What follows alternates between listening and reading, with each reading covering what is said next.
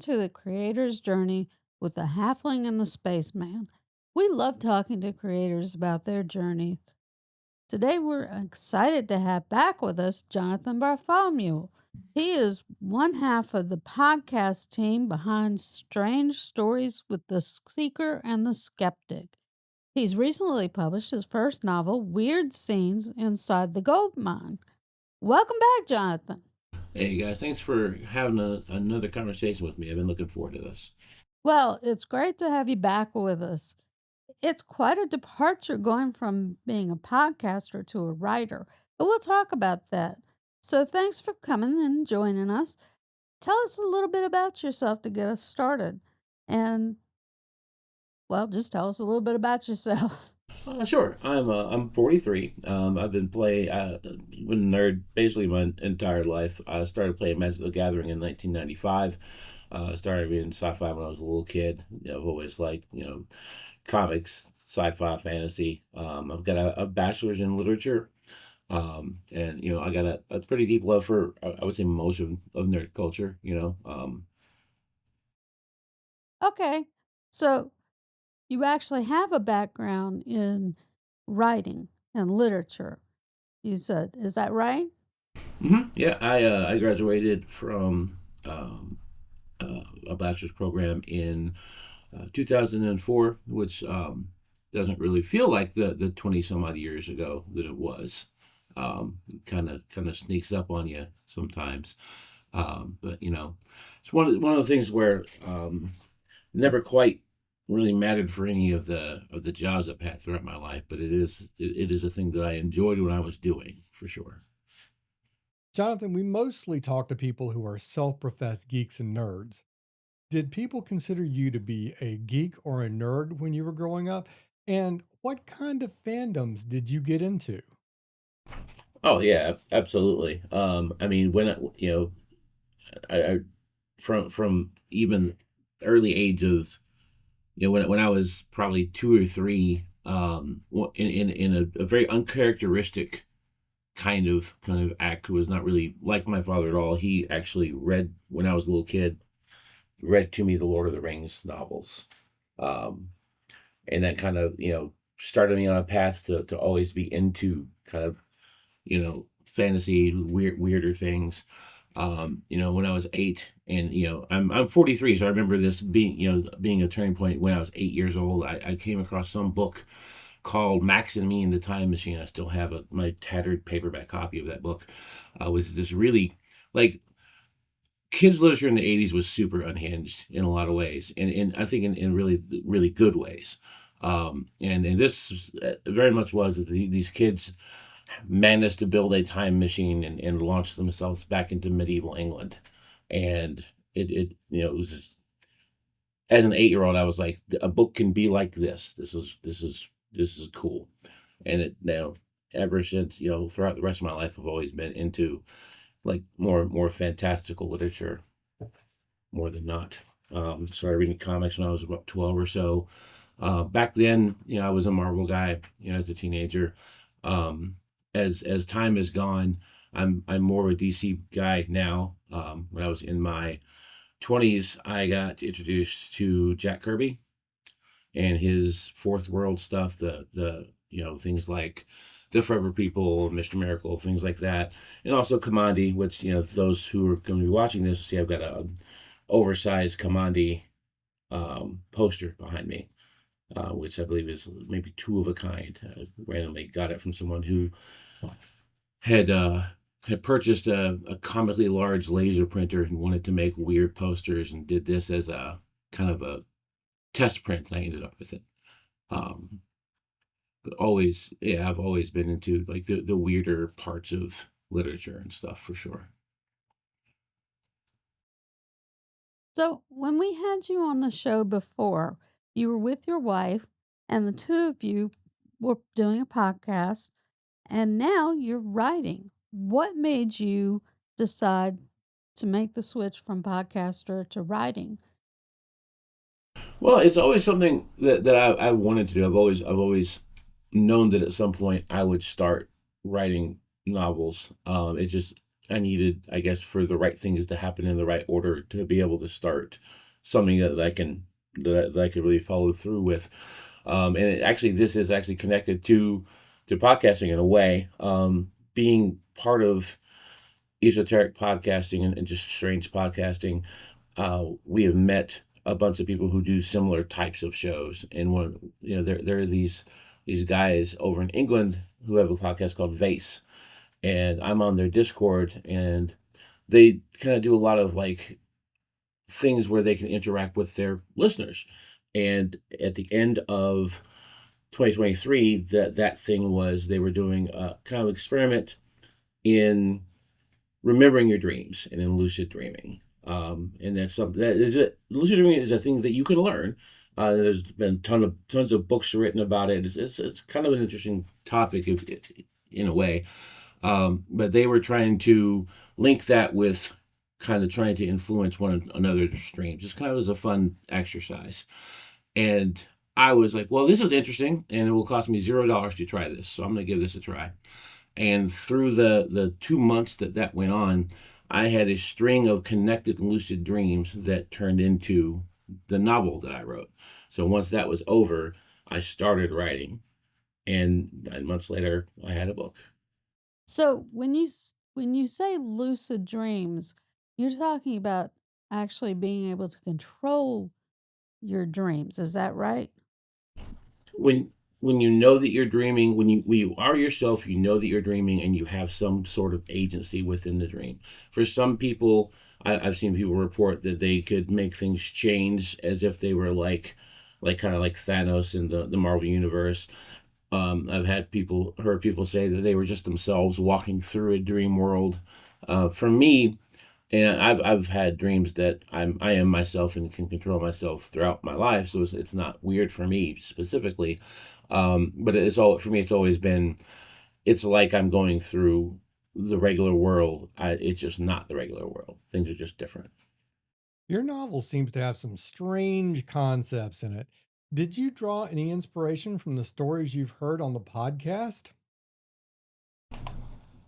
Yeah, there a lot actually. There are these things called Zinner cards, and if you've ever seen Ghostbusters, where they're testing people to see if they're able to use ESP to see like the triangle or the squiggly lines, those are a tool that psychologists and parapsychologists used since the 60s, um, including the CIA. Actually, the CIA used those quite a lot during the MK Ultra stuff that you every once in a while will hear a declassification about, in an effort to see um, if someone has the ability to kind of see more than they're able to in regular five senses.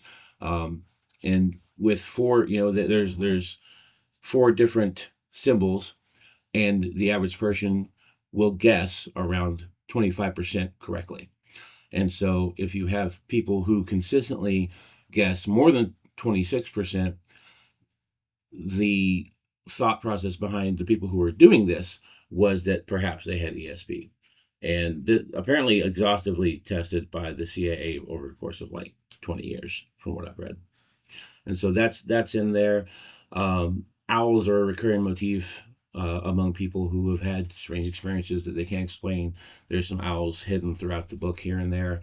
Um, some of the side characters are kind of modeled after esoteric podcasters that I've interacted with over the last couple of years. So I kind of took some personality types and started them in there. Kind of like there's a lot of esoteric Easter eggs in the book. A lot of occultism imagery. A lot of past life stuff is just kind of sprinkled out. Well, I think that doing the podcast probably made for some great material for your book. I mean, I'm sure you've heard many, many, many stories of the sort of weird and supernatural kind and different experiences of the unexplainable phenomena. Even if there's things that only made it into the book, a few things. There's plenty of material there from your podcast that you might could go on and write other books for. Is that right?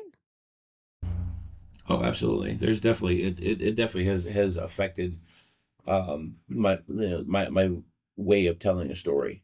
Absolutely. So, bearing that in mind, is writing now a change of your career for you? Um, or is the podcast still going to be your main focus of your creativity? Well, we are on a little bit of a hiatus right now. We have had several, a couple of several 100-mile moves in the past year or so, and so we're kind of having to reorganize. We both have changed things about our careers as well in that time frame, and so we're still kind of organizing what our time can and cannot be. Um, you know, uh, I'm an insomniac. If I'm lucky, I sleep 5.5 hours a night. So I have a little bit more of that currency of time to play with than most people do. So I have that. That's one of the ways that insomnia can be a little bit of a help. But even so, I've had to learn over the past couple years, um, some discipline on time and schedule structuring. But that's still for me, that's still a work in progress. But yeah, we're able. I mean, I'm able to do most of the things that I want to do, and then there's some stuff that you just have to be like, oh, this is not going away. This will still be there when I want to do it later on. Right. So I'm going to be retiring pretty soon. So the clock is ticking. Congratulations, that's exciting. It definitely is, but thank you. That's one of the things that I've concerned myself with now because my job has taken up so much of my time, my day for so many years. And now I'm going to have all this free time, this big time gap, and I'm got to figure out a way to manage my time and not just waste it. So that's different from what you were just talking about, though. Hey, I just had an idea. You could write a great second novel, Second Breakfast at Tiffany's. Ooh, I like that. Or you could call it a halfling in New York. That could be the halfling subtitle. How about the Halfling Diaries?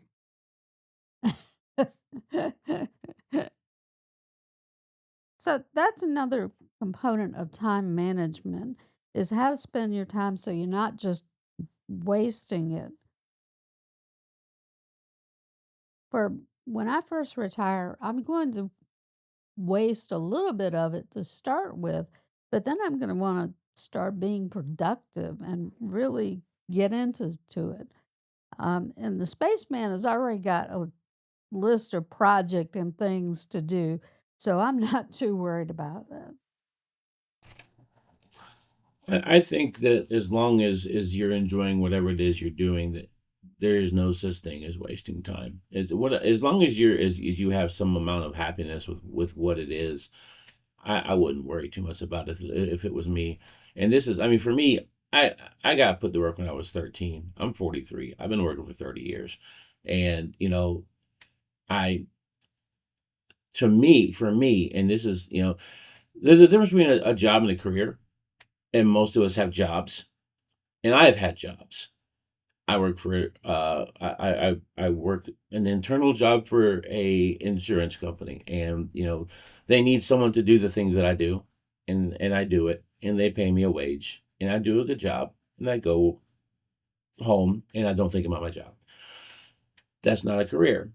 I think that the people who have careers, people who do social work, or people who are teachers, or people who are counselors, or people who have, some way that they can show that they're helping someone. I think those are the people that have a hard time kind of letting go and doing and going through retirement and stuff. But if you're like me and you just have a job, then I think it's really easy to be more content doing other things. But maybe it's just me. Oh, I would agree. I would definitely agree. And I think you are absolutely right. There's a difference between having a career and having a job. I think a career is something that drives you and is something you want to do. You're making a difference doing that thing, whereas a job is really just earning a paycheck. Oh, I get it. I get it for sure. So, getting back on track a little bit, talking about your new release that's up and coming, or actually it's out now, I should say. How long did it take you to actually write your book? Um, so my first I actually chronicled this a little bit because my style of writing is pretty different than I think just about anybody you're going to come across. My first session for this novel writing was December the 27th of 2023, and my final session was September the 8th of 2024. So just a little bit over 8 months. Wow, that's impressive. And this is your first, right? The first novel I had written a couple, over the years I've put out a short story here and there, but it's the first time that I had sat down with the intention of writing something longer. Um, and overall, I'm pretty happy with what I ended up with. I think that a lot of people will find it interesting. Just need to find some ways to get it out there. Yeah, definitely. Well, we'll make sure that our audience knows where they can get a hold of it. And so, since you have a degree in literature, and you said early on that writing was something you really wanted to do for some time, how did you? I guess. I guess my question is, since you and Brittany have both, that you started on the podcast. But why didn't you just immediately jump into writing? I mean, she was already writing books. Why didn't you jump into books straight? For me there are a couple different kind of facets to that. I've kind of had a little bit of a weird life in certain ways. My upbringing was pretty strange, and I kind of been told by people throughout my life that it's just something that I couldn't do. You spend your life being told certain things, and there are people who grew up in supportive situations who are told that anything they put their mind to they can do, and there are people who grew up in situations where they're told that they're not good enough. And that second one is more where I come from, and so it kind of was a mental uphill battle there. And then sometimes you find yourself in a situation where the people you think are your friends are not really your friends, and the people that you've surrounded yourself with are not the people you think they are. And so over the course of my life, I've had to dig myself out mentally of certain things that I have been told. And whether we think of it this way or not, to really be able to do anything, we have to give ourselves permission to do it. And sometimes it is as simple as kind of looking around and saying, I can just do this.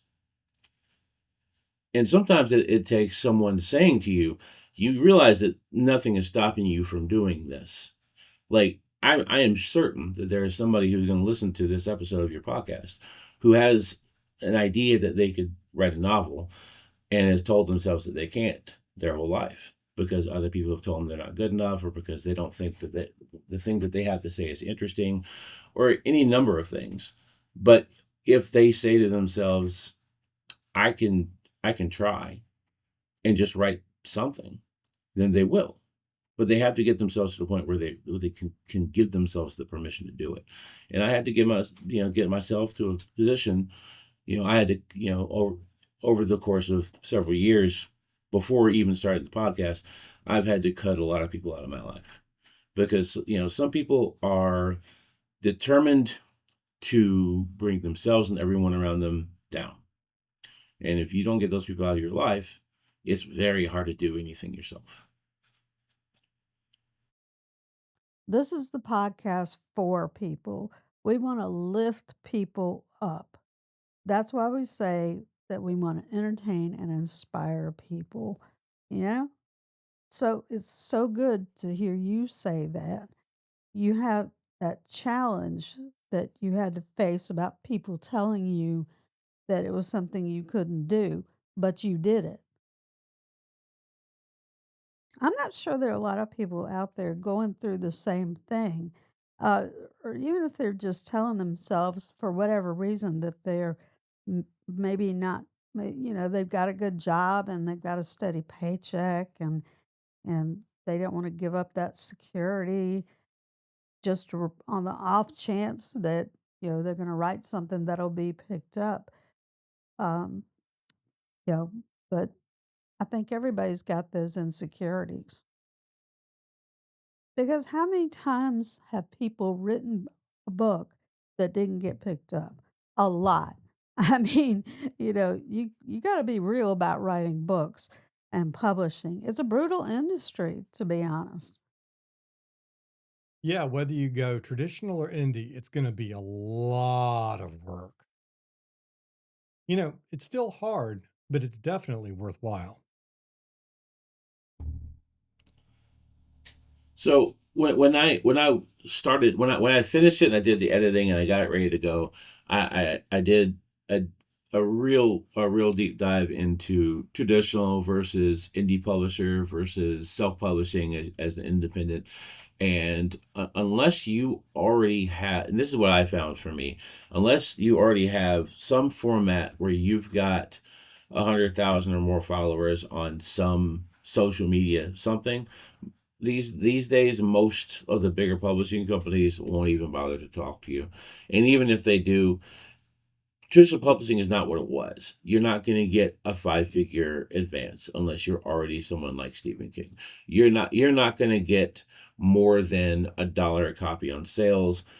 They'll still pay for your editing, they'll still buy you a cover, but they're going to want control over your cover, and they're not going to advertise your work the way it was 30 years ago. With there are some indie publishers that are better about it, but most of them are niche. Like if you've got if you've written a splatterpunk novel, there's a couple of small houses that really love publishing splatterpunk or noir or any given niche. But if you're not in one of those niches, it's going to be harder to find that. But the way self-publishing works now, I mean, you're getting $5-6 a book. You have to do your own advertising, but you're going to be doing your own advertising with a traditional publisher anyway. So for me, that was the way to go, because I know a little bit about advertisement. I've talked to some other authors who have been successful doing it. I've done a lot of research.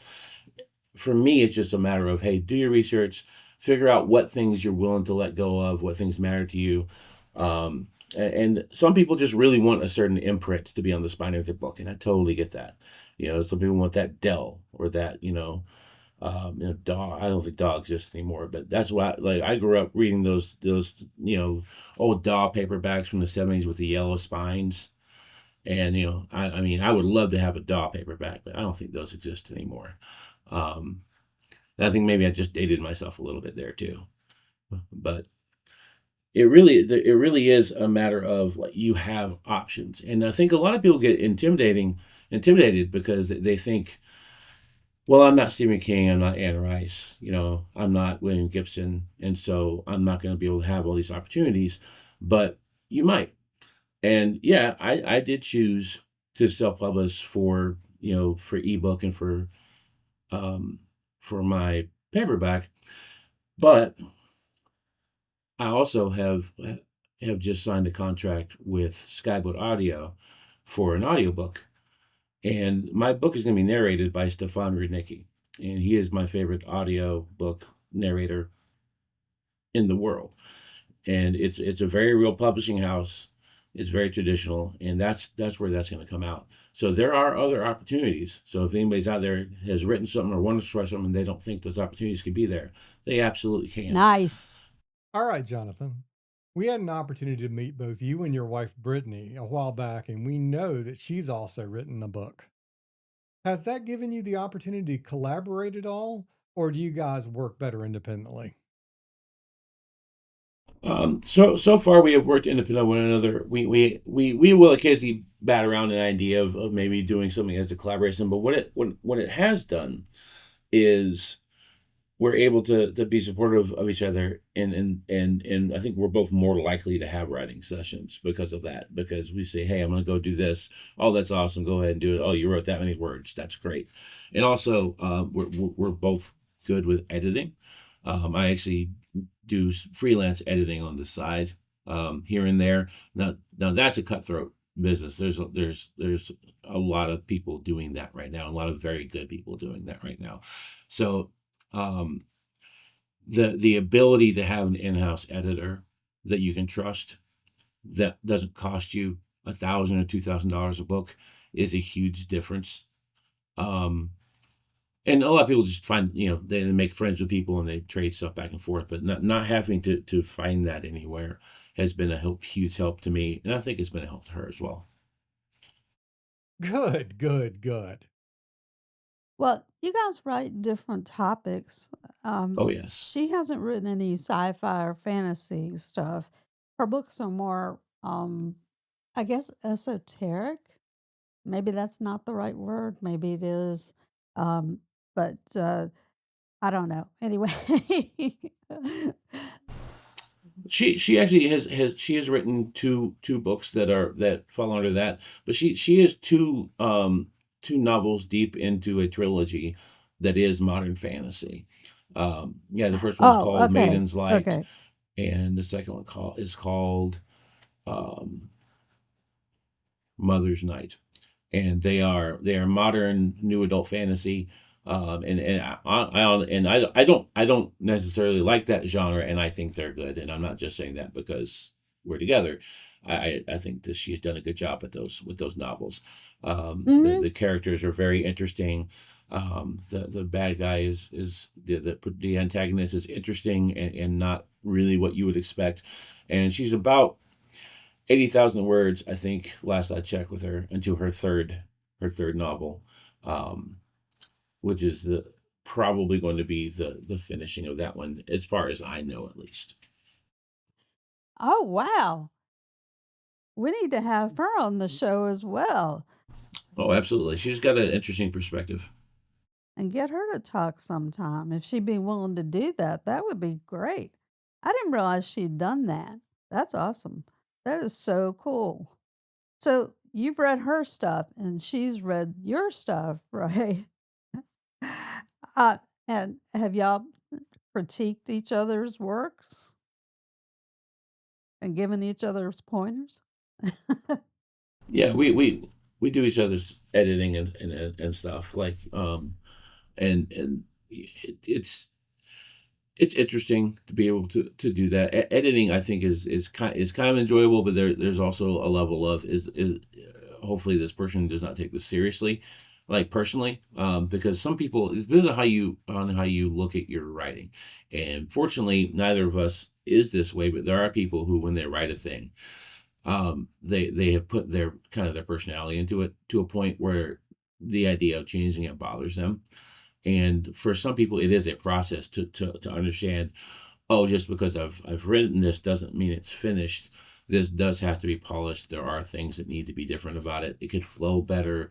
This character's not quite right. Well, no, with mine, I didn't write my novel linearly. I wrote scenes. And then when I was done with it all, I slotted it in ways that made sense to me. And it turned out to be a novel. But that is not a way that I would suggest anyone do. Most people use, um, or at least many people use, outlines, and have, like, a story Bible, and notes and stuff. And my brain just works strangely, and so, like, that's what worked for me. So you can write a book without those kinds of guardrails, if that's how your brain works. Jonathan, now that you've written your first book and you've been doing your podcast and you're married to a writer, have you ever considered doing writing as your full time career? or is it always going to be a side gig for you? I would love to get to that point. I think that there's some more things I need to do before I can consider it. I'm still working on really perfecting things like advertising and things like that. I've got some ideas on some side stories that I could turn into maybe a comic series if I can. I want to try to pitch it to some like mid-sized comic labels. I would also have to find an artist, of course. So that part's a little on the rough side. I've got some pretty strong hopes on the audiobook side of things, just because of Stefan's it being a big name in that field, and I'm going to be it's going to be on Blackstone Audio's in their catalog, which is a big deal. Um, so I'm hoping that that'll open some more doors for me. I'm just kind of keeping in mind that it's a process and it's something that's not going to happen overnight. My hope in the next couple of years is that I will be able to transition into writing being the thing that I do. Yeah, So, would you say that writing is something that you would pursue as a career now? I guess that's what Spaceman is asking. absolutely. I actually have already finished my second novel in the series. Wrote that one in 37 days. Oh, nice. Very cool. Very cool. And what about Brittany? I'm assuming that is she well, I shouldn't assume. Is she going to pursue writing as her primary career now, or are you both going to continue with the podcast? It's I think on the horizon for her as well. She is a therapist. She works for herself as a therapist, and so that's kind of a thing where she can, in a way, kind of pick her own hours. And so she's got the ability to shuffle things around to be able to have more time to do things like that. The type of work that I do right now, it's a flat 40. I don't really have a whole lot of wiggle room on that. So it's another one of those for now with an eye towards hopefully in the future becoming the full time thing. But it's just having patience is important for sure, and just realizing that nothing good or bad ever happens instantaneously. You always have to work at things, and if you're willing to work at stuff, it might work out. Absolutely. Good words. Good words there. So, with that in mind, what has been the biggest surprise for you in your writing journey and writing this first novel? How quickly it has come once I started. The fact that I haven't had to try to I haven't had to force anything. And you hear a lot of people like, it's kind of like listening to George R. R. Martin talk about when he writes, he'll like write a couple phrases and then he'll doubt himself and ask himself why he never became a plumber and delete it, and then he'll write something else, and then he'll like go and like go kick the dog or something. And then I don't know if it's the subject matter or I'm just supposed to be telling the story that I'm telling, but I've had kind of an ease of the story coming for me. Um, but I think everybody's going to have a different answer to that question for sure. Oh, yeah. Yeah, that's definitely something that we have learned about by doing this podcast and talking with a number of writers over the time that we've had. Every journey is a little different. Yeah, it is. And everybody's has been surprising in a different way. So it's kind of cool, especially for the people out there watching and thinking about their own potential journey. What surprises might be in store for them? They never know. You can never prepare yourself for that unknown, right? Um, but did just on a different track, did you participate in any writers groups or anything like that? No, I've always been kind of interested in like the NaNoWriMo thing. And I've like come close to giving that a shot a couple of times. And then a couple of years ago, there were some things that happened within that organization that sounded pretty bad. So I kind of, stepped away and didn't do it. I think that there definitely is a lot of value to that kind of stuff.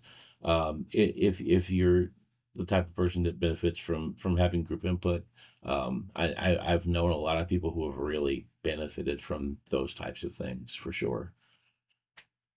So, Jonathan, what has been the biggest challenge with this book?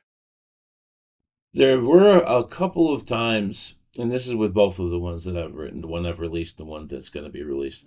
There's been a couple times when I've looked around and been like, I have no safety net. I haven't made any kind of an outline. I don't know how these characters are going to get out of this. And then, but they've only been moments though, because now I'll be like, you know what, they'll work it out. They'll be okay. And then I just kept writing, and they worked it out. And very much. Um, it has seemed to me that these stories are stories that are being told to me, and I'm just writing it down. Like the words are mine, but the stories are coming from dreams. They're coming from somewhere else. I think all stories come from somewhere else, whether we like to admit it or not. They do. Well, I have a tangentially related question to that. We had a writer on the show one time talk about how he had planned 4 books in a series, and there was one particular character who was supposed to make it through all 4 books. And as he was writing the second book, and he started writing it, and he came to a scene with this particular character, and a voice in his head said, "This is where you die."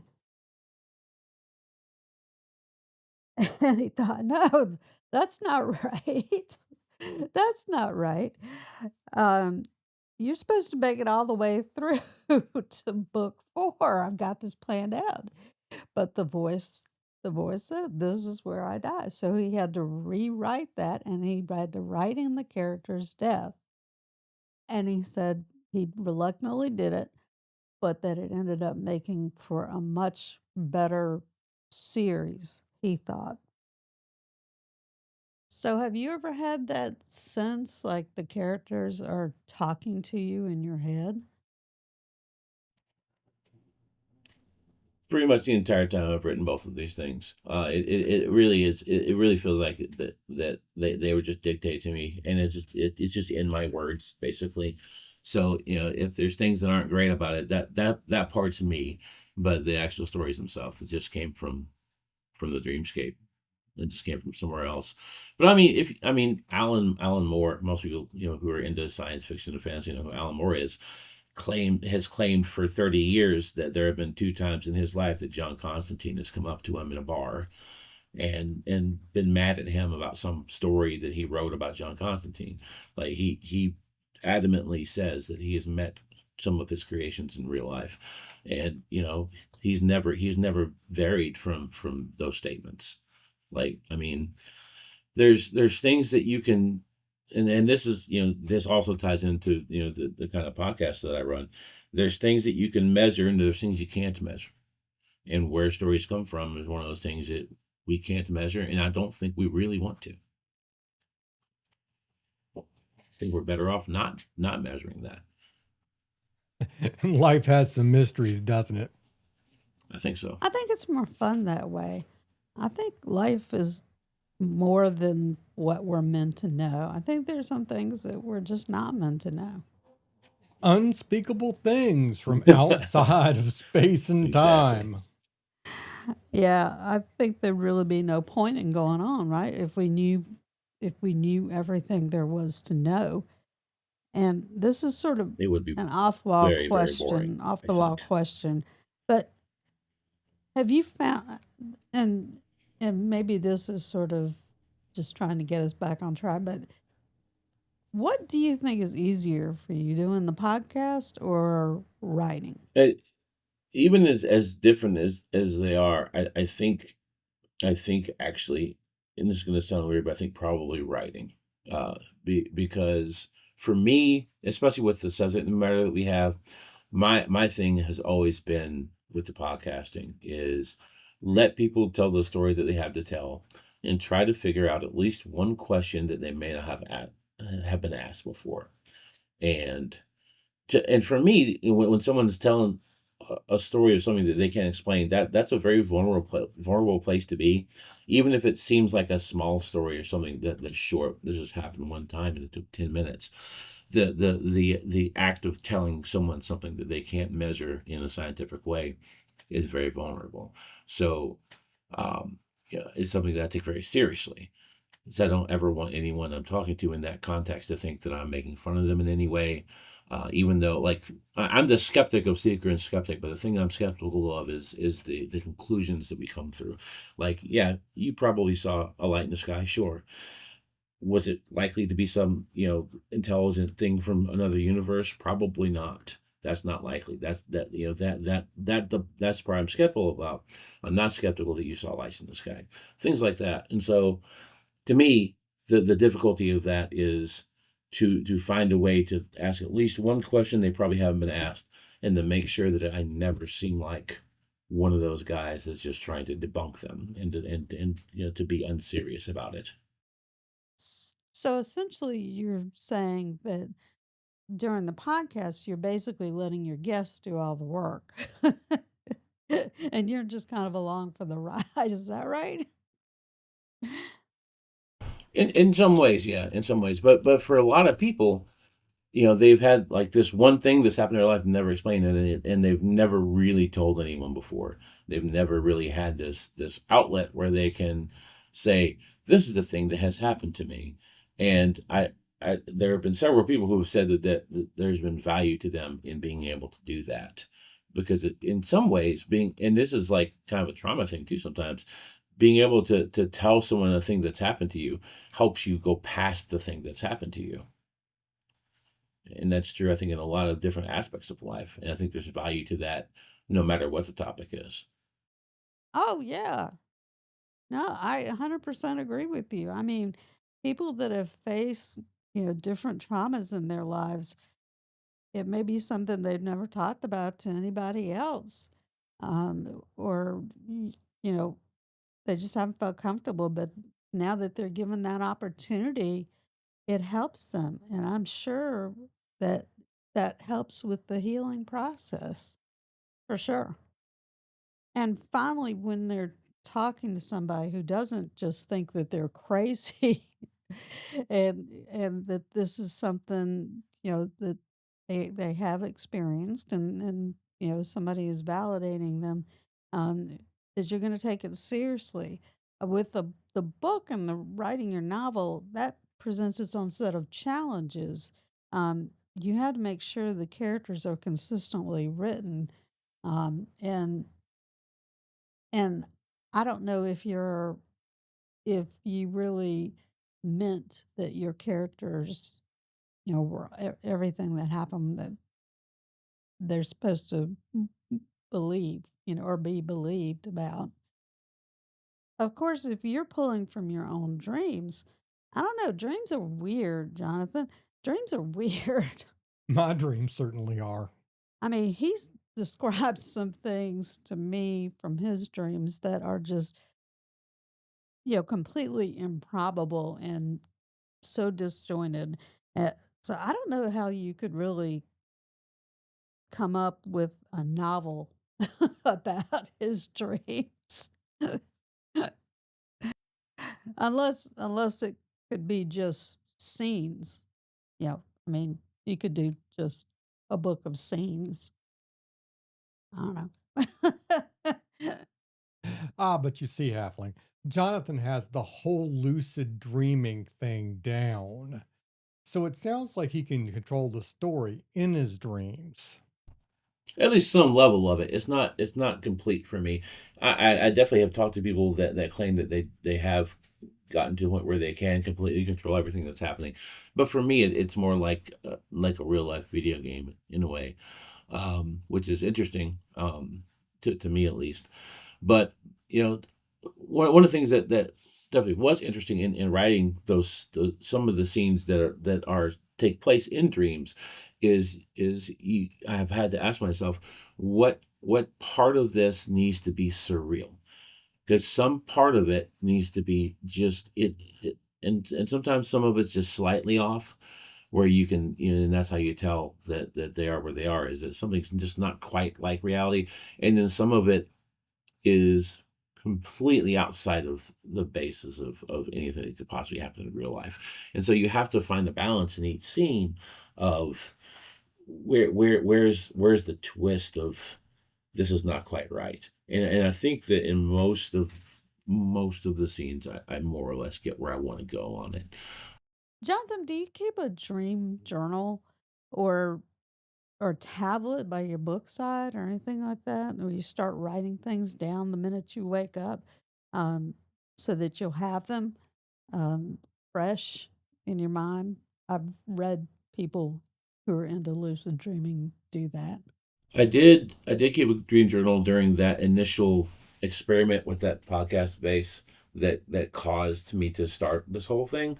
And this will kind of show you how much of a nerd I am. I actually did it as an Excel spreadsheet, which is probably the least cool way to do anything is well, I got to get up to my computer and open up Excel and go, here's my this is the column for this and these are the rows for that. And it went like about halfway through, I'm like, why am I doing this in Excel? What is wrong with me? But it's just what worked for me. Like everybody's different. Like I know people who do keep pen and paper beside their bed. And if you want to teach yourself how to do this, the easiest way is before you go to sleep, that last couple minutes before you go to sleep, you say, you know what, I'm going to remember my dreams tonight. And after a couple of weeks of that, you will, and you'll just write down what you wake up and then you add, I'm going to remember my dreams tonight, and I'm also going to be able to affect them. And we're computers. The human brain is a computer, and we can train ourselves. That's why hypnosis to stop smoking works for a lot of people. Like we are computers, and we can program ourselves. And one of the things you can do, if you want to, and if you think you can, you kind of have to think you can do it in this particular aspect. If you think you can, you too can control your dreams. Um, and that and you can do it without paying anybody a dime. Just tell yourself to do it and just write some stuff when you wake up, and before you know it, you'll be dreaming video games as well. Well, for anybody that's listening out there, if you want to give it a try and you were successful, please let us know. I would be very curious. Go to our Facebook page and comment there, or go to our website and let us know if you tried it and you're successful. I would love to know. I'd be very interested because lucid dreaming has always been sort of fascinating to me.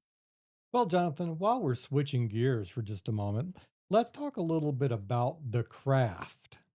So, what is the best piece of advice that you've ever gotten from someone about being a creator? Sit down and write something.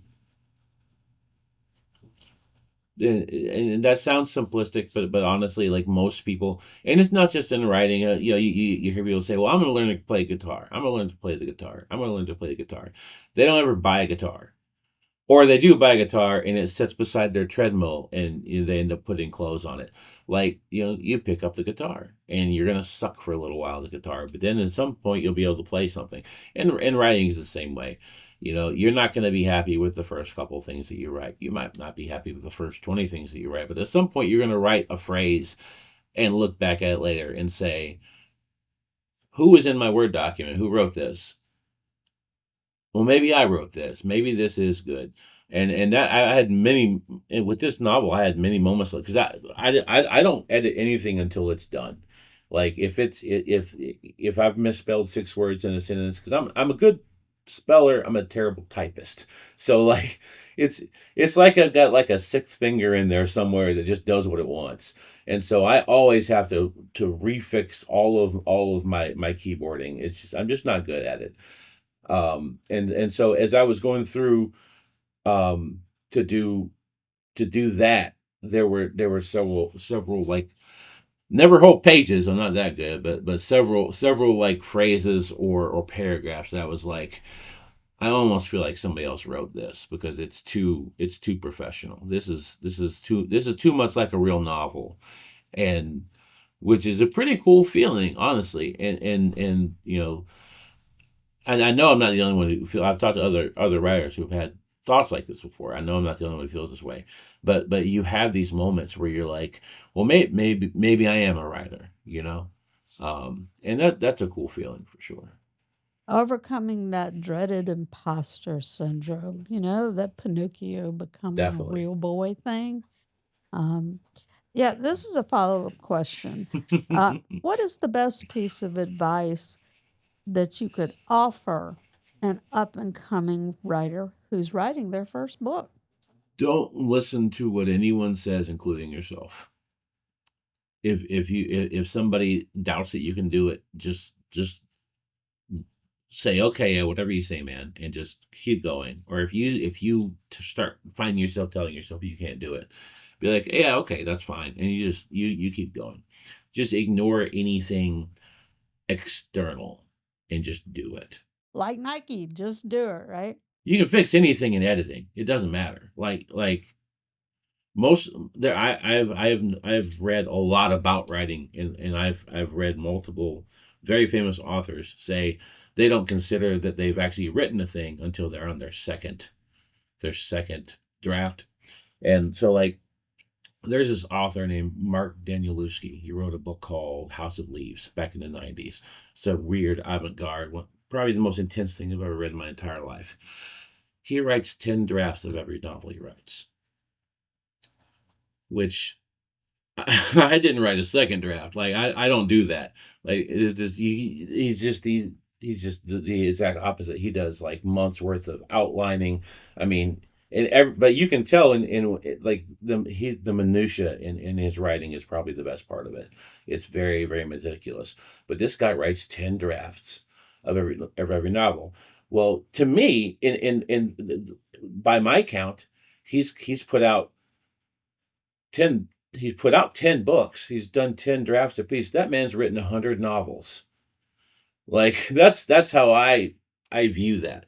And so, like, but that to me just goes to show the only right way for you to do this is your way to do it. That's it. So, if you could be like Huey Lewis and just go back in time, is there anything that you would do differently? Yeah, I would have started this 15 years before I actually did start doing it. If I could find a way to, like, send myself a message like 20 years ago to say, hey, if you decide to start ignoring what people say about you, you'll be able to do this, and make myself believe it. That's what I would do.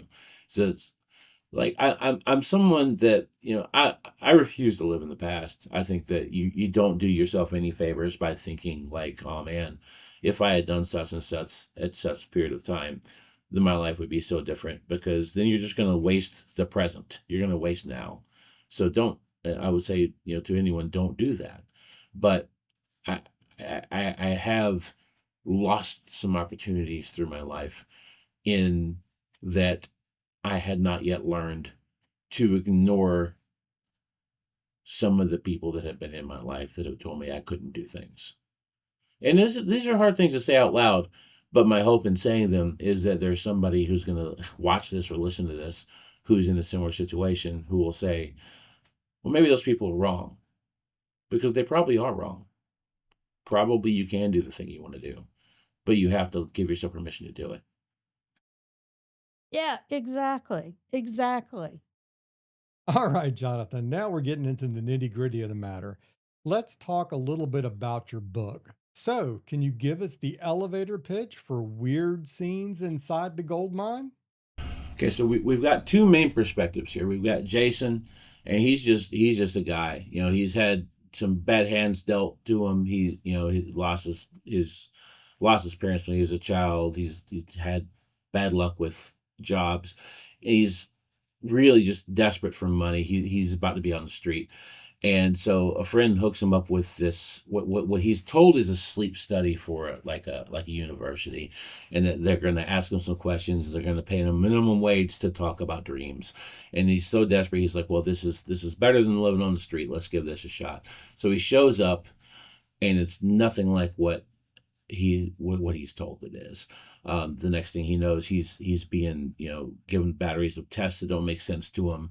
People are asking him questions that he can't explain, and then you know the part of dealing with dreams is much different than what's pitched to him. So he's going through this kind of initiatory experience into a weirder world.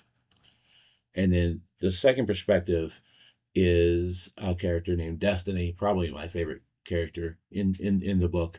They are a black trans non-binary person who has worked as an agent for these folks, and the outfit is called the Gold Mine. That's part of the name.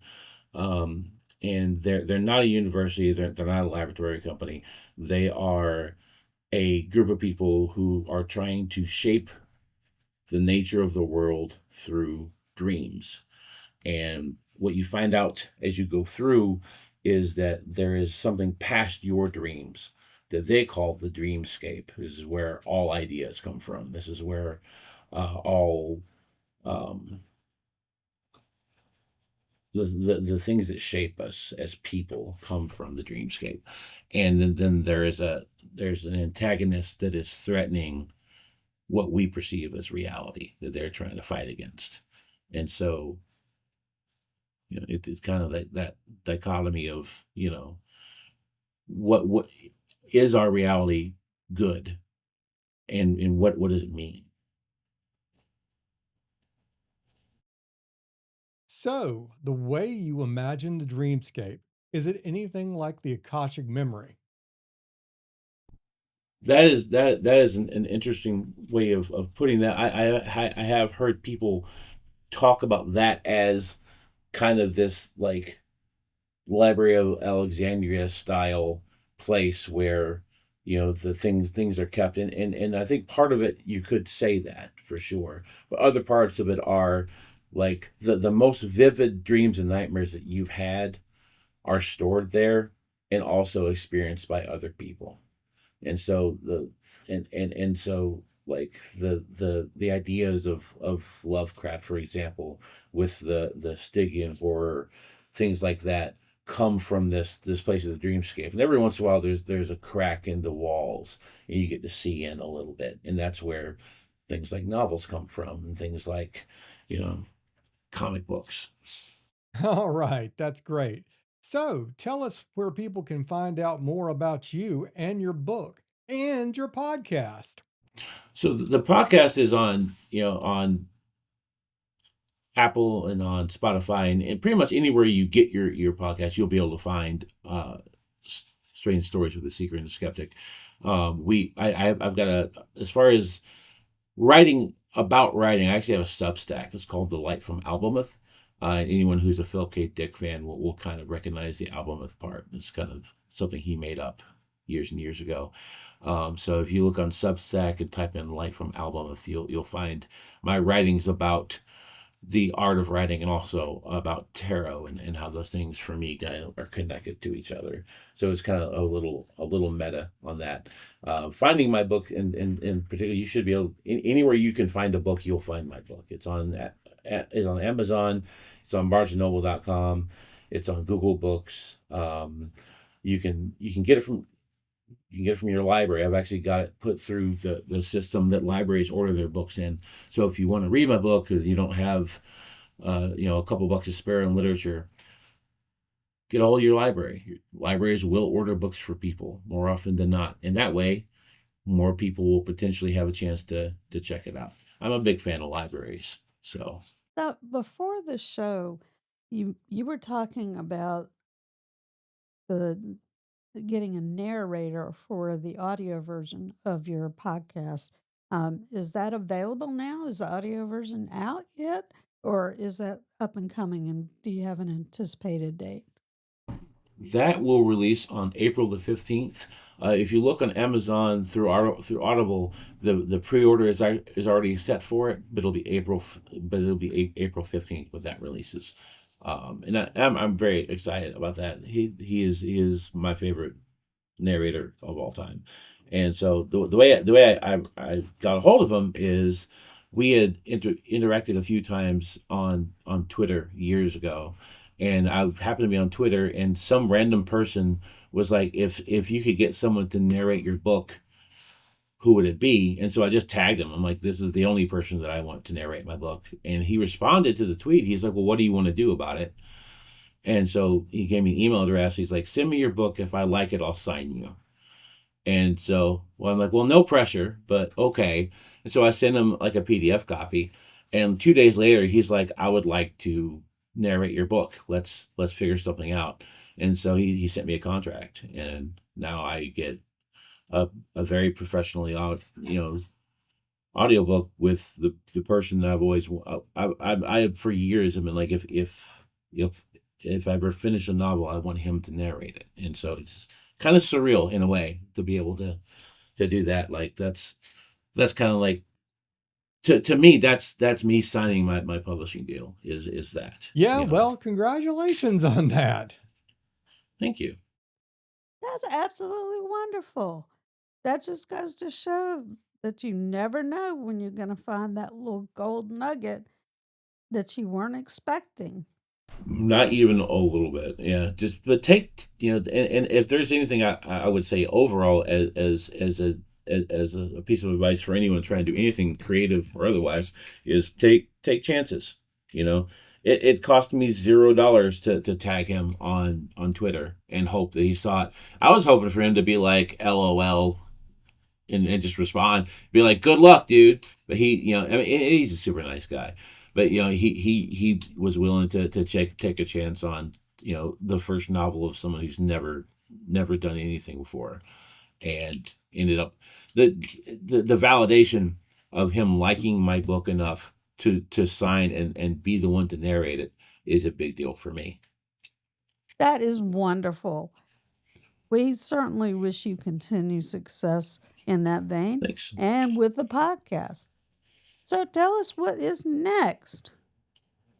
Well, I'm almost done editing the second installation. It's called "The Head on the Door," and maybe someone listening will start to notice that the trend here is I'm using the names of albums that have affected me throughout my life as book titles, because you can't um, you can stop people from using your song lyrics. Those are copyrighted. You got to pay for song lyrics, but you can't copyright a book title, a song title, an album title. That's fair game. So Weird Scenes Inside the Gold Mine was actually the name of a Doors album. It was a compilation album from the '70s, and they got a strong connection for me when I had an uncle who died of AIDS when I was 10 years old. His Uncle Charlie. And he had an awesome record collection. He had hundreds and hundreds and hundreds of pieces of vinyl. And I ended up with his copy of Weird Scenes from the Gold Mine because other people knew that I had liked the cover. I was a kid, I was 10. It's got a really weird cover. And I've always liked the Doors my entire life. I love the Doors. And so I ended up with that album. I've always liked that name. So I always knew that my first novel was going to be called Weird Scenes Inside the Gold Mine. It just took me until my 40s to know what was going to go behind the title. Um, and then The Head on the Door is a Cure album. Okay. I think that's a great way to do with your titles. So kudos. I think it's great. And yeah, I unfortunately am not a huge Doors fan. I like the Doors, but I don't really know all of their music or their albums. So when I saw the title for your book, I had to look it up, and the first thing that came up was the Doors, that the Doors song. So I was like, okay, okay, that's pretty cool. Well, the day becomes the night, and the night divides the day. Okay, Halfling, the only door you need to be concerned about is the one on the Kia.